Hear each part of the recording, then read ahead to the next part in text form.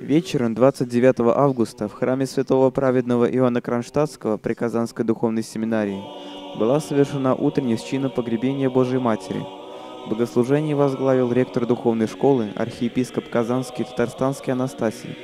Ему сослужили начальствующие, учащие и учащиеся семинарии. Чин погребения Божией Матери вошел в литургическую жизнь церкви относительно недавно, в середине XIX века, и еще позже получил широкое распространение.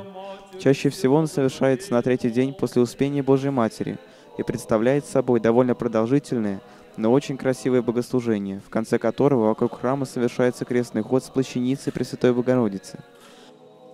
В этот момент все верующие вспоминают то особое событие, когда Божья Матерь перешла из временной жизни к вечной, в царство своего Сына и Бога нашего Иисуса Христа.